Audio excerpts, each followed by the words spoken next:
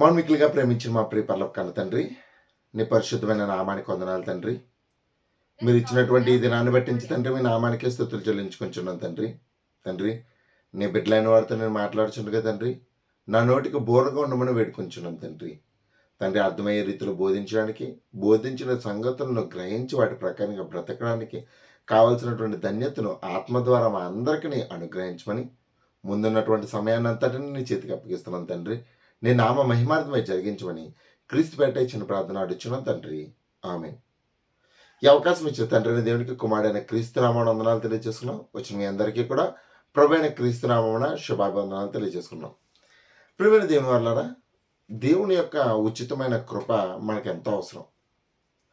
చాలామంది అనుకుంటారు, నా సొంత శక్తి చేతను, నా సొంత బలము చేతను, నాకున్నటువంటి స్థితిగతుల చేతను, నాకున్నటువంటి జ్ఞానం చేతను నేను చాలా సుఖంగా సంతోషంగా ఉన్నానని మనిషి భ్రమిస్తుంటాడు. అయితే దేవుని యొక్క కృప లేనిదే మనం ఏమీ చేయలేనటువంటి విషయాన్ని మనుషులు మర్చిపోతుంటారు. ప్రియమైన వాళ్ళ, మనిషి ఎలాంటి వాడేనంటే కనుక తన ద్వారానే తనంతటి ద్వారానే అంత అయిపోతుందని మనిషి ఒక రకమైనటువంటి ఊహలో ఉన్నాడు, అలాగే గడిపేస్తున్నాడు. అయితే దాని నుంచి బయటకు వచ్చి చూస్తే అసలు దేవుడు మన ఎడలో చూపిస్తున్నటువంటి ఉచితమైన కృప ఎంత గొప్పదో అర్థమవుతుంది. ప్రియమైన వాళ్ళ, ఇప్పుడు 2024 సంవత్సరంలో మనం ఉన్నాము. అది ఎందుకు వచ్చిందంటే కనుక అది మనం చేసినటువంటి క్రియల వల్ల ఏమీ రాలేదు. దేవుడు ఇచ్చినటువంటి అనుగ్రహం వలన మాత్రమే మనం పొందుకున్నాం. అయితే మనిషి దేవుణ్ణి నమ్మినట్టుగా ఉంటాడు కానీ నమ్మడండి అంత. ప్రతిదాన్ని వ్యర్థమైన ప్రతిదాన్ని నమ్మినట్టుగా వ్యక్తి దేవుణ్ణి నమ్మడు. ప్రియమైన వల్ల నమ్మినట్టుగా అనిపిస్తుంది అంతే. ఎందుకనంటే కనుక దేవుడి మీద నమ్మకం అనేది చాలా ఇంపార్టెంట్ మనిషికి.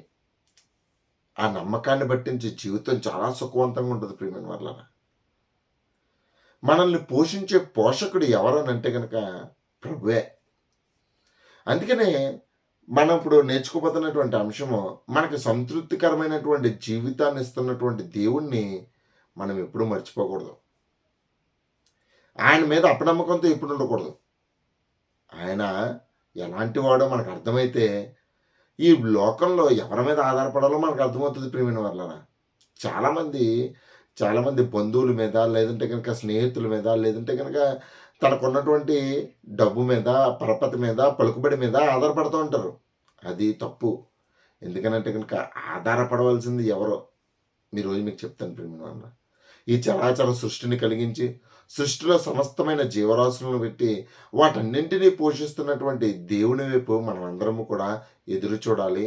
ఆయన కృప కోసం మనము ఎదురు చూస్తుండాలి. ప్రియమైన వల్ల, అయితే చాలామంది దేవుడి మీద ఆధారపడరు. ఒకసారి చూద్దాం అసలు దేవుడి మీద ఏమేమి ఆధారపడుతున్నాయో మీకు తెలిస్తే మనము కూడా దేవుడి మీద ఎలా ఆధారపడాలో మనకు అర్థమవుతుంది. ప్రియమైన వల్ల, కీర్తనల గ్రంథము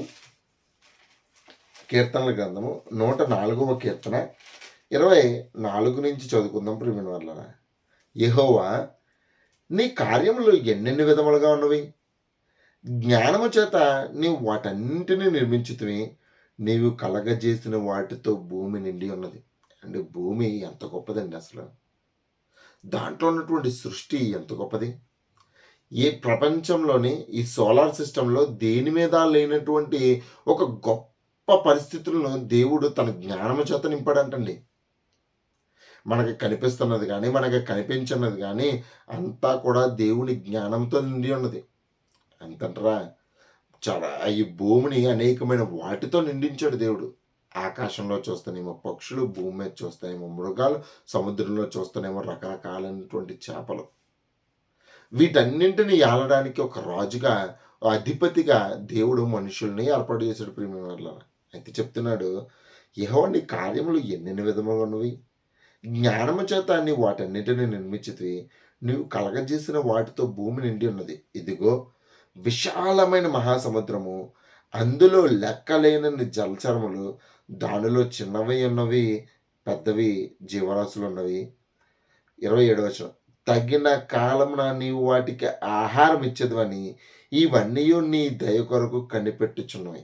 ఎవడండి అన్నిటికి ఆహారాన్ని పెడుతుంది? అంటే సముద్రంలో ఎప్పుడు కూడా కొత్తది పుడతానే ఉంటుంది. అది దేవుడు అనుగ్రహించినటువంటి అనుగ్రహం. నీటి ద్వారానే. ఇంకోటి ఏమంటారా, వాటిలో ఎన్ని జీవరాశులు ఉన్నాయండి. ఆ జీవరాశులు అన్నింటికి కూడా ఆహారాన్ని సిద్ధపరుస్తుంది ఎవరంటండి? దేవాది దేవుడేనండి. తగిన కాలమున నీవు వాటికి ఆహారం ఇచ్చెదవు అని, ఇవన్నీయు నీ దయ కొరకు కనిపెట్టుకొనుచున్నవి. నీవు వాటికి పెట్టినది అవి కూర్చుకొనును. నీవు గుప్పిలు విప్పగా అవి మంచి వాటిని తిని తృప్తి పొందును. చూసారండి?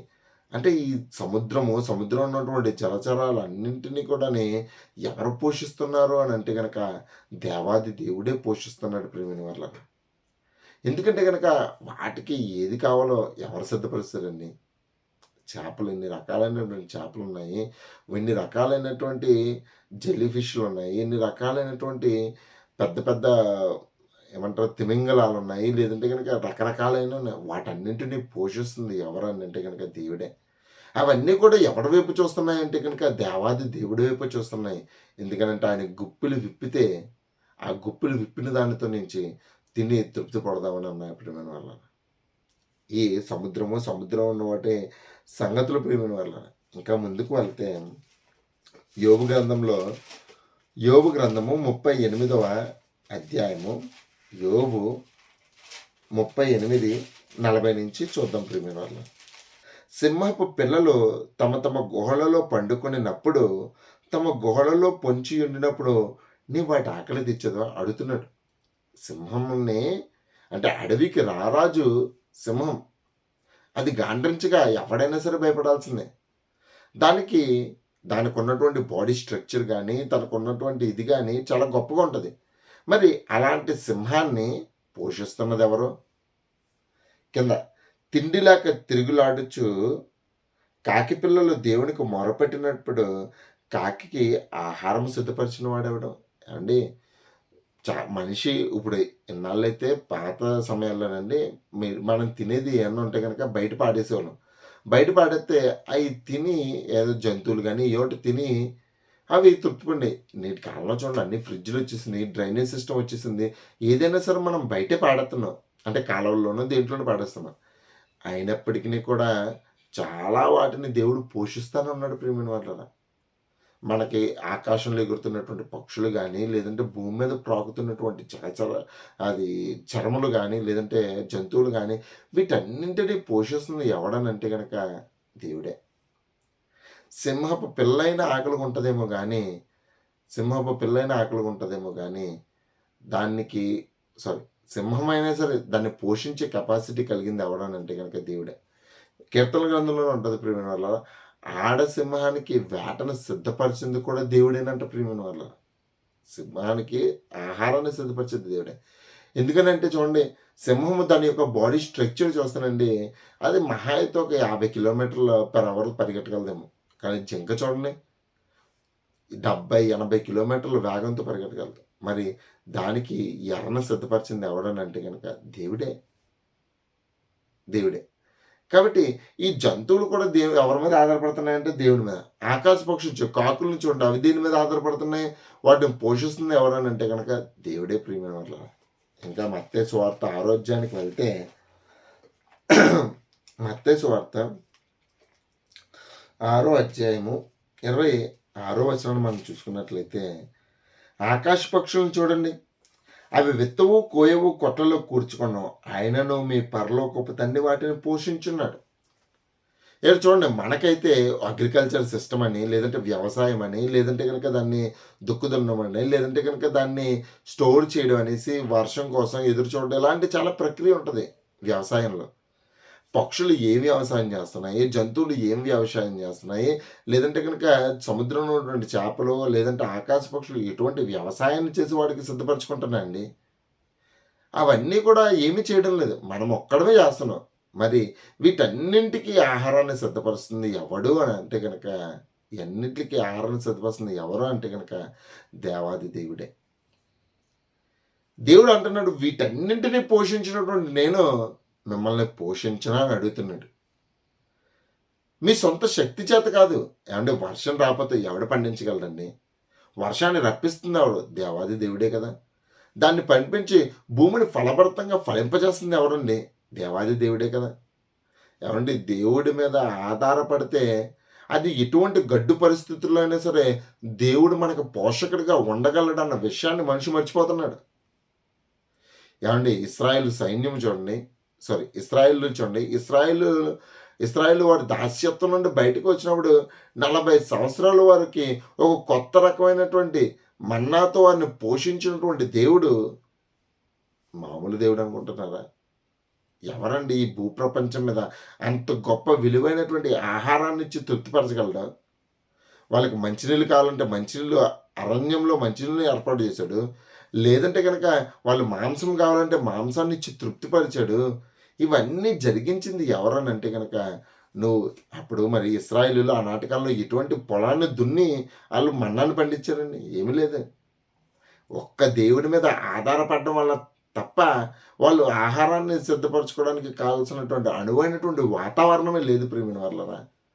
మరి వాళ్ళందరినీ పోషించింది దేవుడు కాదా? ప్రపంచంలో ప్రతి దాన్ని పోషించే కెపాసిటీ కలిగిన వాడు నిన్ను నన్ను ఎందుకు పోషించడానికి మనం భయపడుతున్నామో నాకు అర్థం కావడం లేదు. ఈ తాను జీవించడం కోసమే ఏదో ఒకటి తినాలన్న ఉద్దేశం కోసమే మనిషి దొంగతనాలకు కానీ, లేదంటే కనుక దోపిడీలకు కానీ, పడుపు వృత్తికి కానీ అనేక రకమైనటువంటి పాపం చేయడానికి మనిషి తెగబడుతున్నాడు. అంతే కనుక దేవుని మీద నమ్మకం లేకపోవడం వల్ల ప్రియమైన వాళ్ళరా. కీర్తన గ్రంథంలో మనం చూసినట్లయితే కీర్తనలో 34:10 చూద్దాం ప్రియమైన వాళ్ళరా. యెహోవా భక్తులారా ఆయన యందు భయభక్తులు ఉంచుడి. ఆయన యందు భయభక్తులు ఉంచువాడికి ఏ కొదువ ఉండదు. ఎందుకంటే కనుక ఇది చెప్తున్నటువంటి వ్యక్తి దేవుణ్ణి అనుభవపూర్వకంగా తెలుసుకున్నాడు. తన యొక్క అనుభవాల్లో నుంచి అతను బయటికి తీసుకొచ్చినటువంటి మాట. యెహోవా యందు భయభక్తులు కలిగి ఉన్నవాడు ఏ కొదువ లేదు, ఏ అపాయమో అతను దరికి రాదు. ఒకవేళ వచ్చిన అపాయంలోంచి బయటికి తప్పించగల సామర్థ్యం కలిగిన వాడు దేవుడు అని పూర్తిగా స్థిర విశ్వాసం కలిగి ఉన్నాడు. కాబట్టి దావీదు ఈ మాట రాస్తున్నాడు, యెహోవా భక్తులారా ఆయన యందు భయభక్తులుంచుడి.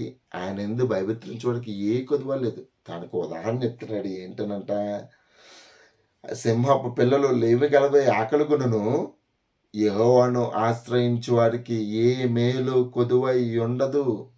అది ఏదైనా సరే అది కొదువై ఉండదు ప్రియమైన. నీకు సమస్తము కూడా సమకూడి జరుగుతాయి ఎప్పుడైతే నువ్వు దేవుని మీద ఆధారపడతావు. మనిషికి చేతకానిది ఏదన్నా ఉందంటే కనుక దేవుడి మీద ఆధారపడమే ప్రియమైన.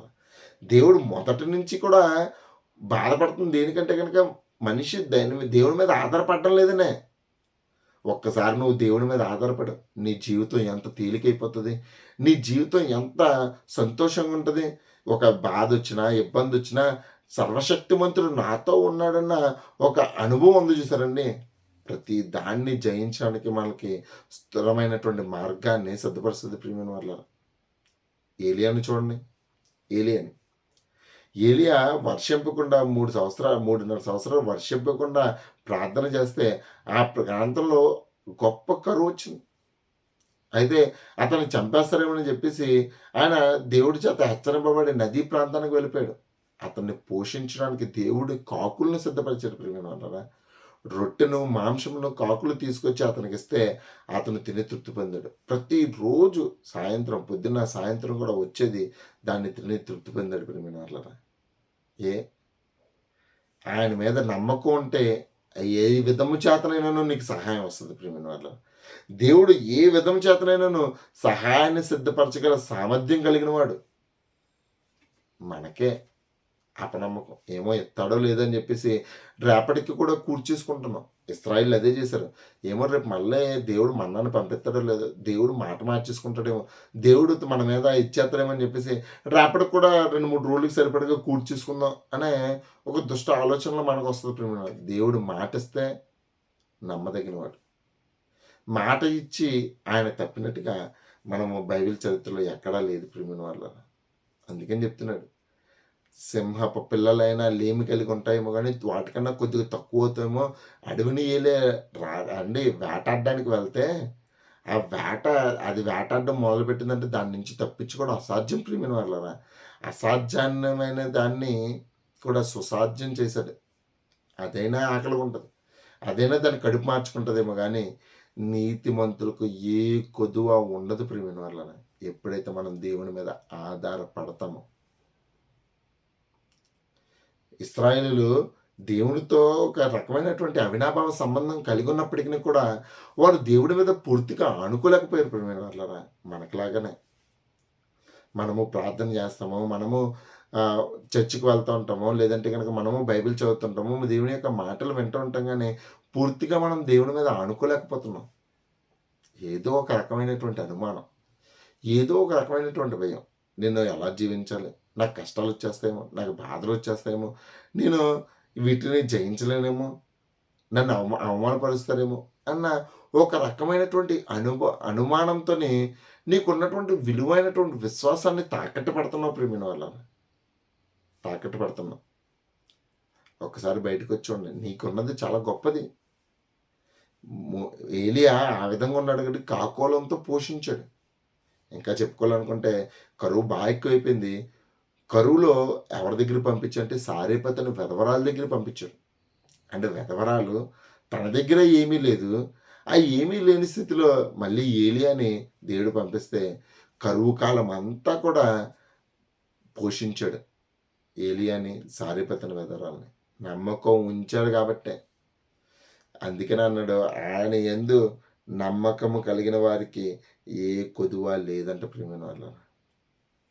వాళ్ళ అనుభవాల్లోంచి చెప్తున్నారు, మనం గ్రహించి తెలుసుకోవాల్సింది. ఫిలిప్పీయులకు రాసిన పత్రిక 4:19.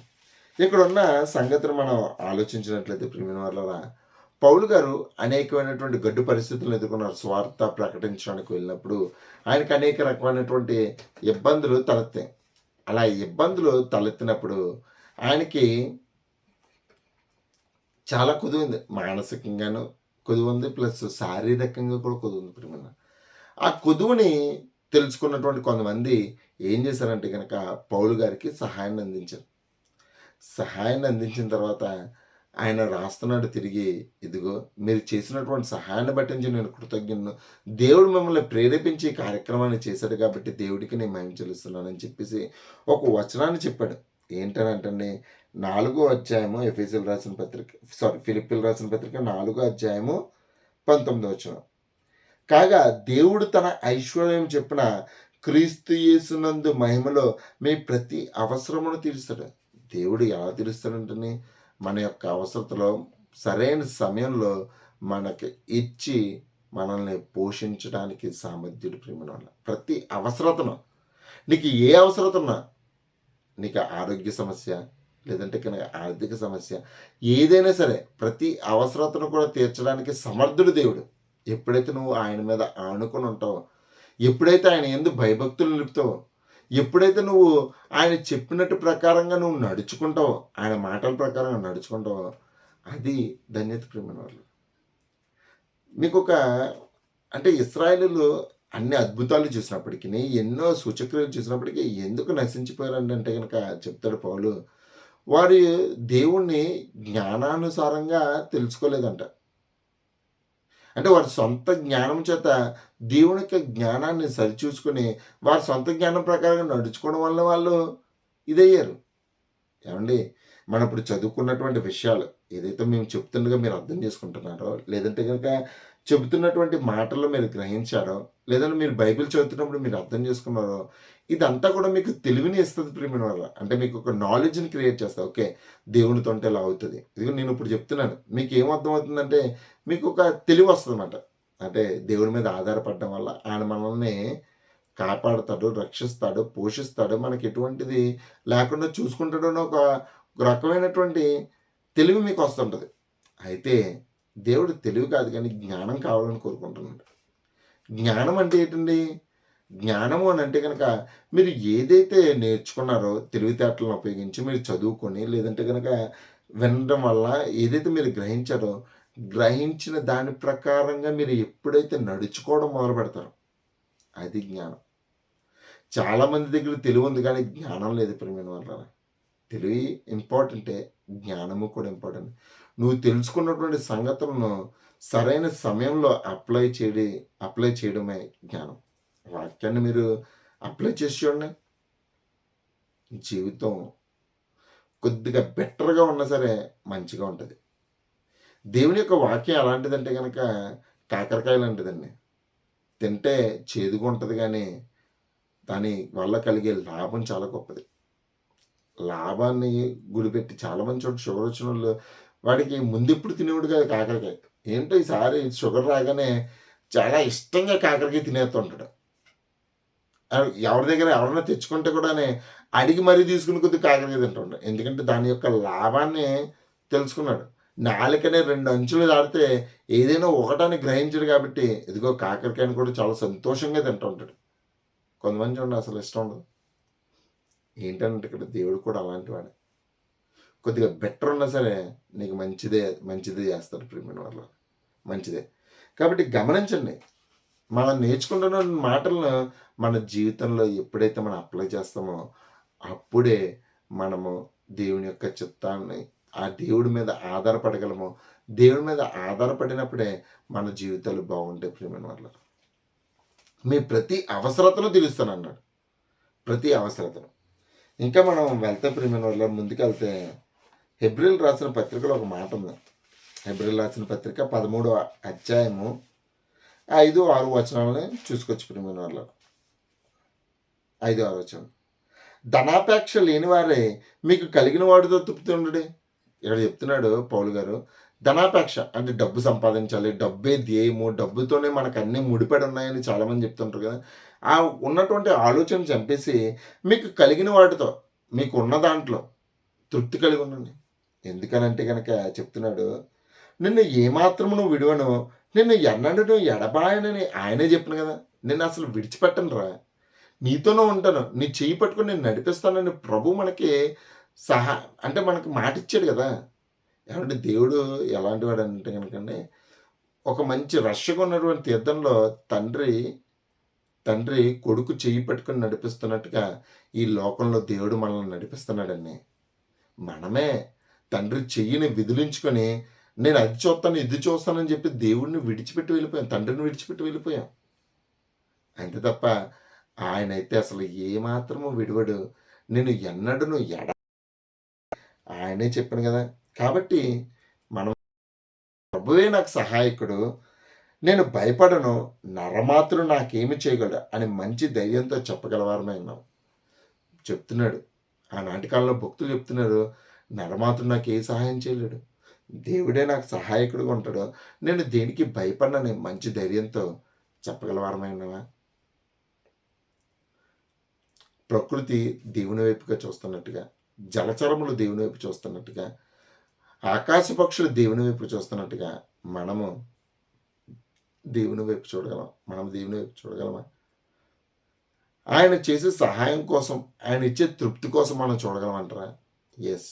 ఎప్పుడైతే అట్టి ధైర్యం మనకు ఉంటుందో మన జీవితాలు బాగుంటాయి, మన బ్రతుకు బాగుంటుంది, మన విశ్వాసం బాగుంటుంది.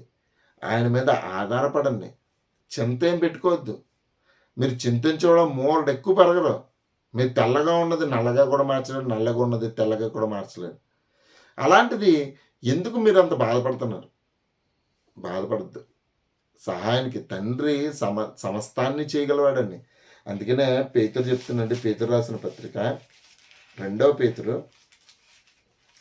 1వ అధ్యాయము 2వ వచనం చూసుకొచ్చుకున్న వల్ల, తన మహిమను బట్టి గుణాతిశయమును బట్టి మనల్ని పిలిచిన వాడిని గూర్చిన అనుభవ జ్ఞాన మూలముగా, ఏంటంటే తనకున్నటువంటి మహిమ, దేవుడికి ఉన్నటువంటి గుణం ఏంటా గుణం అని ఏంటంటే కనుక తన మీద ఆధారపడిన వానికి ఏ మాత్రము కూడా వెనుదీక వాడిని సరైన సమయంలో ఆదుకునే గుణము దేవుని కొంత ప్రేమ.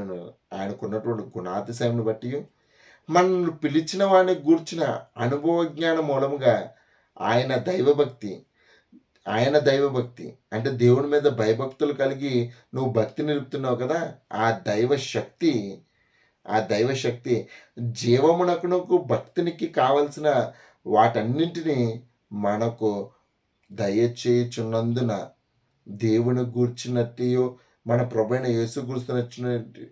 యేసుక్రీస్తును గూర్చినట్టు నేను అనుభవ జ్ఞానం వల్ల మీకు కృపయు సమాధానమును కలుగును గాక. ఏంటంటే దైవభక్తి జీవమునకును అంటే ఈ భూమి మీద ఉన్నటువంటి జీవమునకును, భక్తికిని కావలసిన వాటన్నిటిని కూడా దేవుడు అనుగ్రహిస్తానండి. నీకు ఏది అవసరతో ఏమండి, ఒక్కొక్కరికి ఒక్కొక్క స్టేజ్లో ఒక్కొక్కటి అవసరతగా ఉంటుంది. ఆ అవసరతను దేవుడే తీర్చి మనల్ని పోషిస్తాడంటండి. భూమి మీద ఏది అవసరమో అది ఇస్తాడంట. తర్వాత భక్తికి నీకు కావాల్సింది ఏదో అనుగ్రహిస్తాడంటండి. కాబట్టి ఎందుకు భయము, ఎందుకు చింత, ఎందుకు వ్యధ, అంతా కూడా ప్రభు మీద ఎట్టండి, ఆయన మీద నమ్మకంతో ఉండండి. ఎప్పుడైతే మనం దేవుడి మీద నమ్మకం కలిగి ఉంటామో మన జీవితాలు చాలా బాగుంటాయి. ప్రభు కూడా వాగ్దానం చేసింది అదే. ఏంటంటే కనుక నిన్ను ఏమాత్రమును విడువను, నేను ఏమాత్రమును ఎడబాయను అని మంచిగా విశ్వాసంతో ముందుకు కొనసాగదు. ఆయన మనతోనే ఉన్నాడు, మనతోనే ఉంటానని వాగ్దానం చేశాడు. కాబట్టి ఆయన మీద ఆధారపడి జీవిస్తారని ఆశిస్తున్నాను. విడవద్దు. మనల్ని పోషించేదైనా, మనల్ని సంరక్షించేదైనా, మనల్ని కాపాడేదైనా సరే అంతా కూడా ప్రభువే.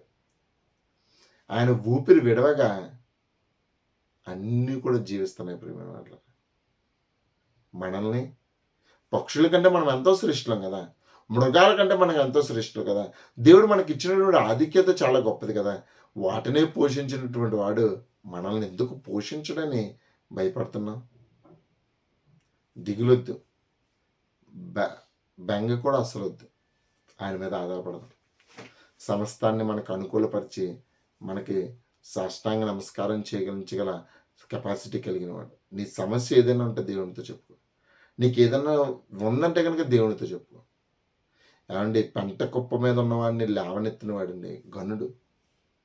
గొర్రెల కాపరిని తీసుకొచ్చి రాజుగా, ఇశ్రాయేలు రాజ్యాన్ని రాజుగా ఏర్పాటు చేసినటువంటి గనుడండి ప్రభు. నీకుండాలి విశ్వాసమే కానీ ఆయన ప్రతి దాన్ని చేయించగల సామర్థ్యం కలిగినాడు. నీకున్నటువంటి శక్తి బట్టించి, నీకున్నటువంటి తెలివి బట్టించి ఆయన నిన్ను పోషిస్తాడు. కాబట్టి ఆయన మీద ఆధారపడదాం, ఆయన వైపు ఎదురు చూద్దాం. కాబట్టి ప్రభు వైపు ఉంటారని ఆశిస్తూ ఈ నా మాటలే ముగిస్తాను. చిన్న ప్రార్థన చేసుకొచ్చండి. మన మిక్కిలిగా ప్రేమించిన మా ప్రియపరలోక కన్న తండ్రి, నీ పరిశుద్ధమైన నామానికి వందనాలు తండ్రి. నీ పిల్లలైన వారికి తండ్రి, నీ మనసులోని మాటలు తెలియజెప్పాను తండ్రి. వారిని బలపరచండి తండ్రి, స్థిరపరచండి. నీ మీద ఆధారపడడానికి, నువ్వు మీద తండ్రి విశ్వాసంతో ముందుకు కొనసాగడానికి సహాయం అనుగ్రహించండి తండ్రి. నరమాత్రుడు మాకేమీ చేయలేడు తండ్రి, మీరే మాకు సమస్తము చేయగలరు తండ్రి. తండ్రి, మనుషులైతే స్వార్థపూర్ణులు తండ్రి. వారికి వచ్చిన సొంత ఆలోచన పట్టించి వారు ముందుకు కొనసాగుతూ వాళ్ళకి లాభం వస్తుందంటే మాకు సహాయం చేస్తారు, లాభం లేకపోతే సహాయాన్ని మాపేస్తారు తండ్రి. అయితే మీరు అలాంటి వారు కాదు. మీరు మా పోషకుడు, మమ్మల్ని సంతృప్తిపరిచేవారు తండ్రి. కాబట్టి నీ మీద ఆధారపడడానికి సహాయం అనుగ్రహించండి. విశ్వాసంలో స్థిరపరచండి, బలపరచండి తండ్రి. నీ కొరకు నమ్మకంగా జీవించే కృపా ధన్యతను కూడా అనుగ్రహించమని తండ్రి, మా ప్రియులకు ఉన్నటువంటి ప్రతి అవసరతను మేము ముందు పెడుతున్నాం తండ్రి. వాటన్నింటిని కూడా చిత్తానుసారంగా తీర్చమని వేడుకొంచున్నాం తండ్రి. అనారోగ్య సమస్యలు ఉంటే లేవనెత్తం తండ్రి, ఆర్థిక ఇబ్బందులు ఉంటే లేవనెత్తమని వేడుకొంచున్నాం తండ్రి. తండ్రి, మీరే సహాయకుడుగా ఉండి తండ్రి, మీరే సంరక్షించి కాపాడమని వేడుకొంచున్నాం తండ్రి. తండ్రి, ఈ కార్యక్రమాన్ని అంతటినీ కూడా తండ్రి నీ కృప ద్వారా సక్రమంగా మర్యాదగా జరిగించినందుకు వందనాలు తెలియజేసుకున్నాం తండ్రి. నీ నామము అన్ని వేళలా కొనియాడదగిన తండ్రి. నీ నామానికి స్తుతులు స్తోత్రములు చెల్లించుకొంచు ఈ చిన్న ప్రార్థన క్రీస్తు వారి దివ్య నామం సమర్పించుకొంచున్నాను తండ్రి. ఆమేన్. ఆశీర్వాదం తీసుకుందాండి.